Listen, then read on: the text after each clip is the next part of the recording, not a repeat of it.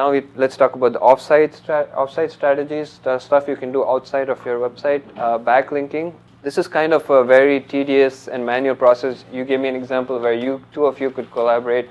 How many people are you going to find within your industry that are willing to do that kind of work? So again, I go back to my point of writing relevant content, maybe organizing events. So in our case, for example, right, once we do an event like this, we put it on our Twitter, we put it on Facebook, people share it. So that's kind of the quality backlinks we want to build.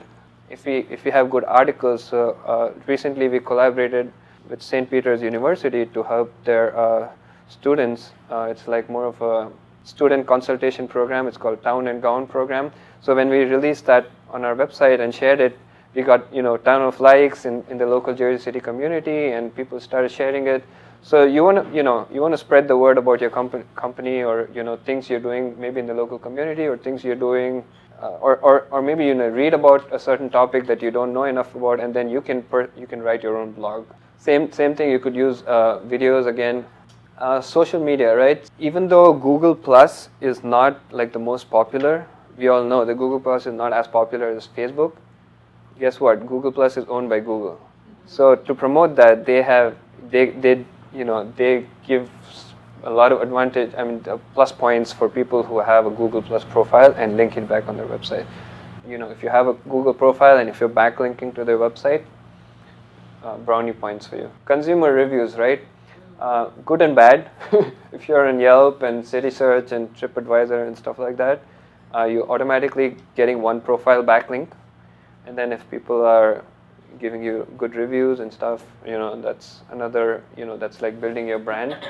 Bad part is you have to always be on top of your game, because one bad customer can really we all know it, right? One bad customer can mess up your whole review. And then search engine submissions. So DMOZ is a non-profit. You can Google that. It's a non-profit directory. So the big plus for this is it's monitored by actual humans. So when you submit your company there, an actual human being will review it, make sure it's legit, and then approves your listing. So and Google actually likes websites that are listed on DMOZ. How do we, we've heard so much about keywords. I did in the beginning of when I started this company. Everybody, whenever I talked about SEO, that's fine, yeah. Anybody that I talked to about SEO was basically like, oh, all you have to do is use keywords, and then your website will show up in the top ranks. But what are the keywords that people are really looking for? Sometimes it may be intuitive, like furniture store in Jersey City might be intuitive, but then maybe that's not the keyword that has the most, that's bringing the most traffic. Maybe people are looking for mattresses rather than, there's 2,000 people in Jersey City looking for mattresses and maybe only 200 looking for a furniture store. So it's important to know exactly what people are looking for instead of guessing. So I'll walk you through a case study of what I recently did for one of my clients, and believe me, I haven't found any material like this that would explain exactly how to use keywords. So I'm hoping this would be really useful for someone starting off or already has a website to do some analysis.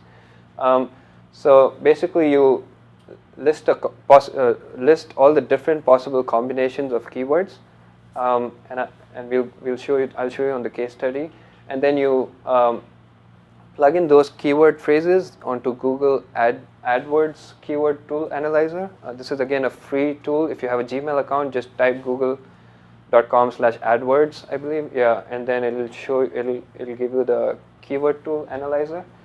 And then what that tool does is within a few seconds or minutes will tell you exactly for each of those phrases what is the average monthly search volume and what price you would have to pay on an average to get clicked, and much more data. So let's just jump into that. So for example, right, one of my clients is this banquet hall in New Jersey. They have like 5, this whole building which has 5 different banquet halls for weddings, birthday parties, sweet 16, whatever.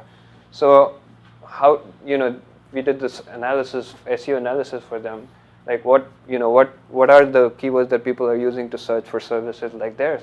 So if you look, we started off with banquet hall, wedding hall, catering hall, mitzvah hall, bar mitzvah hall, blah blah blah, like 13 just of using the word hall, and then we use those same words: banquet, wedding, catering, venue, right? These are permutations and combinations you intuitively you want to think of.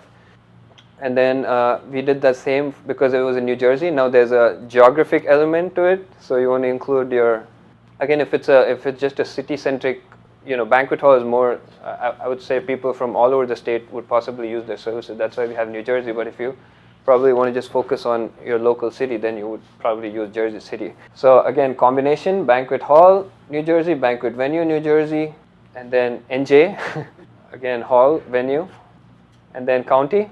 So we used the banquet hall Bergen County, banquet hall Essex County. So these are the counties around which this banquet hall is located. After this, and then there's packages and things like that. So after this, we pretty much came up with like close to 168, maybe 160 different keywords, right? Time consuming but helpful. And then next step we did was we plugged that into the Google AdWords analyzer. It's amazing. It just gives you this wonderful report. Simple. It tells you exactly among those 168 keywords. It even sorts it for you. It tells you which one has the highest search volume. So wedding venue has 3,600 searches.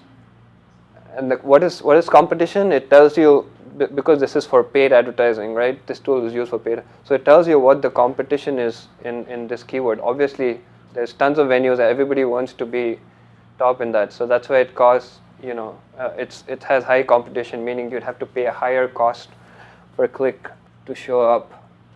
Anything that has even a little bit of volume shows up.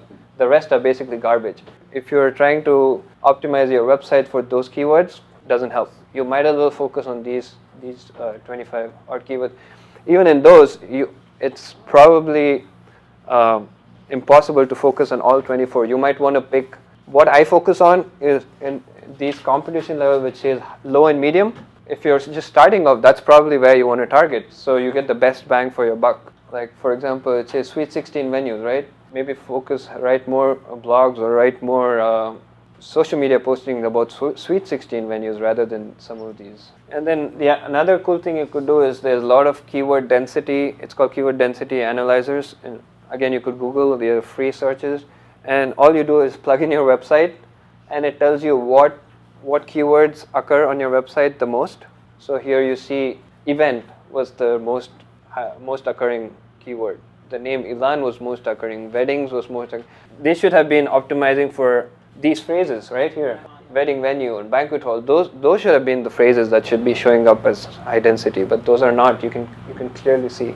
You could use this information to just either naturally, organically optimize your website, or you could use these to create paid advertisements.